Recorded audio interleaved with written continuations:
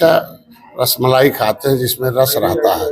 कभी वो बसपा में रहे, जब तक रस था तब तक बसपा में थे, और जब जनता ने रस बसपा से खत्म कर दिया तो वो भाजपा में भाग के आ गए। और भाजपा में रस खत्म कर दिया इनका तो सपा में चले गए, और सपा ने रस खत्म कर दिया तो अब बाहर आ गए। ये रसविहीन नेता लोग हैं, जहाँ रस मिलता है वहाँ बोलते हैं। अभी सारे लोगों ने इनको रसविहीन कर दिया है, इसलिए इनको इनकी बातों पर क्या कहा जा सकता है। आज एक महीना पहले से कह रहा हूँ, ये जो विपक्ष है इस समय विपक्ष विदेशी ताकतों के पॉलिटिकल स्पीकर के रूप में काम कर रही है। इन्हें पाकिस्तानियों के प्रवक्ता के रूप में नियुक्ति ले लेनी चाहिए और भारत से मुक्ति ले लेनी चाहिए।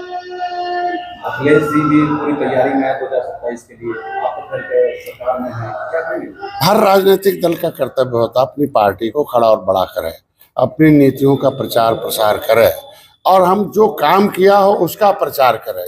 आलोचना समालोचना के चक्कर में कम पड़े। वो पिछड़ों के नेता, बड़े नेता, मुख्यमंत्री रहे हैं, पार्टी के राष्ट्रीय अध्यक्ष हैं।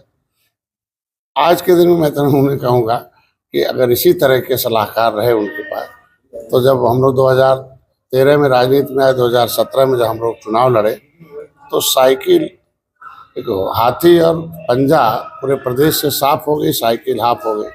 अब भाजपा है निषादों के साथ हो गई, 18% निषादों के, क्योंकि ये निषादों के जो वादे थे सपा बसपा के समय उसको इन लोगों ने पूरा नहीं किया, बल्कि इनको लटका के रखा, इनकी नौकरियों पर कब्जा किया। ये अनुसूचित में थे, पिछड़े में डाल दिया, फिर पिछड़े निकालते थे, बहन स्टे लेती रही।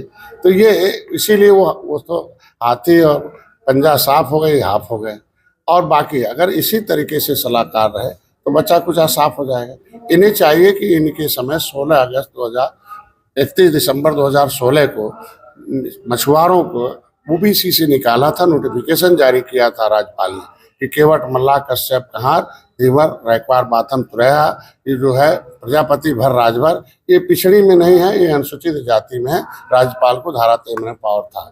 तो जब हमें पिछड़ी से निकाल दिया गया, अनुसूचित देने का हकदार हो गया, तो इनको आवाज़ होनी चाहिए कि निषादों की गिनती जो है अनुसूचित में हो, न कि पिछड़ी में हो।